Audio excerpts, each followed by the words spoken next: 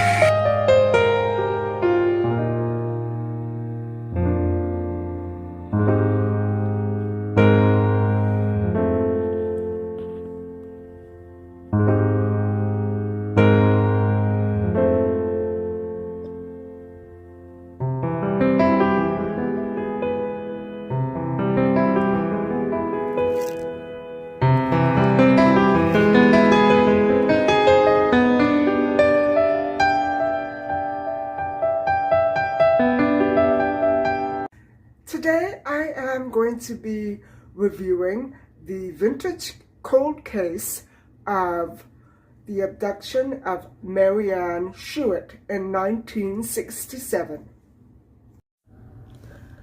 The mid to late 60s was a time for budding friendships, sharing common interests, with much less stress and stranger danger than we experience now.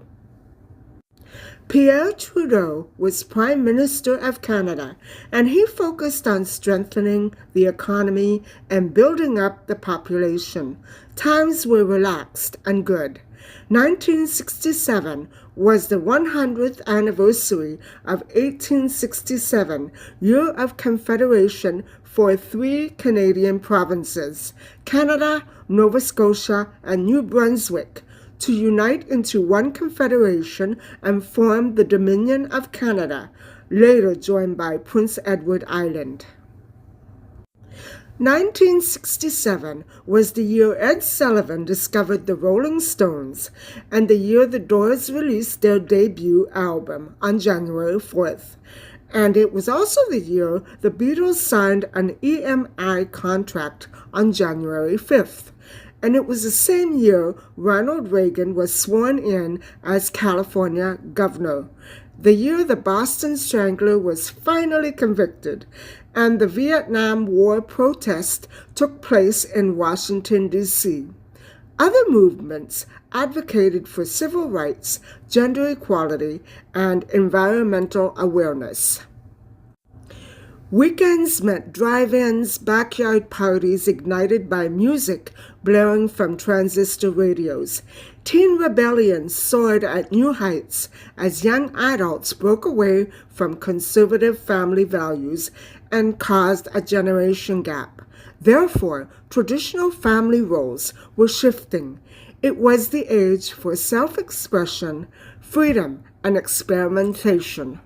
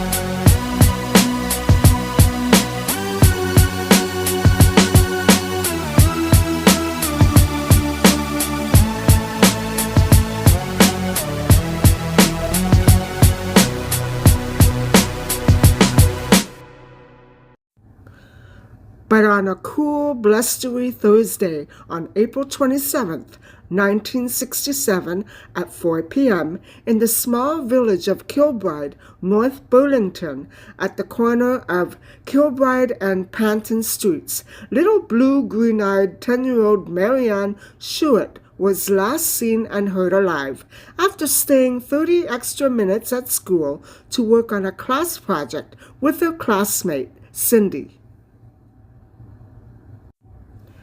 Cindy's mom had already asked Marianne if she wanted a lift to her house, just 400 meters away from the school at 2291 Kilbride Street, because a week earlier, little Cindy had been approached by a man asking for directions to a remote, out-of-town destination.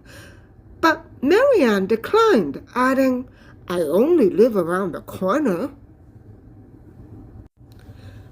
That day, Thursday, Marianne, in red jacket, green skirt, blue sneakers, made her way through the Kilbride Elementary schoolyard after leaving the east exit door and right into the shadows of a dark-colored, compact, classic model car, similar to a Renault, parked right there. A teacher exited just after Marianne did and couldn't help noticing that the little girl spoke briefly to a 40-ish male with glasses seated in the driver's side before she entered his vehicle. At precisely that moment, two American Motors plant employees, Ron Eden and Leonard Bodds, had just punched out and were both climbing into Leo's car for the drive home. Leo's wife sat in a back seat. Three more people, besides the teacher, witnessed Marianne talking to the 40-ish man, who was not local. By the time Leonard drove past the school, he witnessed in his rearview mirror that Marianne had entered the vehicle, which promptly sped ahead and straight past Marianne's house. Leo's wife and Ron also saw this. Those were the four witnesses who came forward in 1967 after Marianne failed to return home and was therefore reported missing. Despite a massive police search for Marianne, she was never seen alive or heard from ever again after that. Welcome to my channel.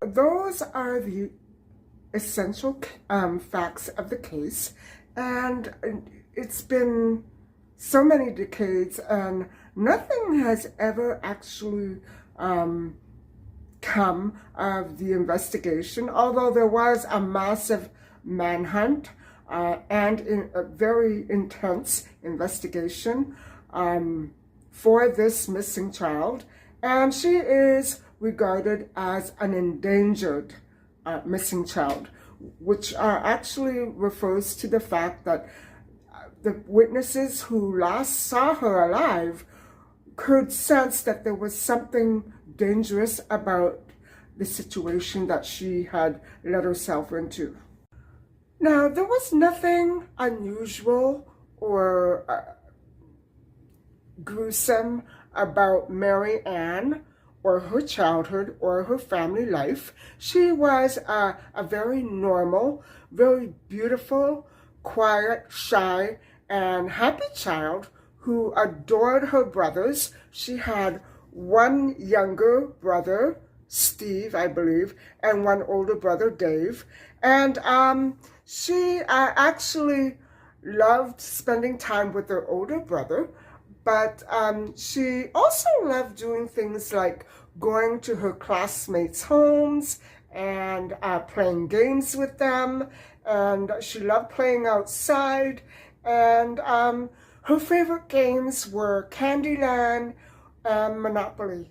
It's been said that the model of the car Marianne entered was a compact Renault, a very brand new model that was quite scarce in this province of Ontario. And so there was some confusion when people began to try to describe the car that she entered, and it's also been referred to as a station wagon, but it was a compact dark colored Renault, and it has been affirmed. I will go over that with you in a few minutes, although other sources did state that it was a station wagon. And so it was actually quite confusing. It added confusion to the actual facts of the case.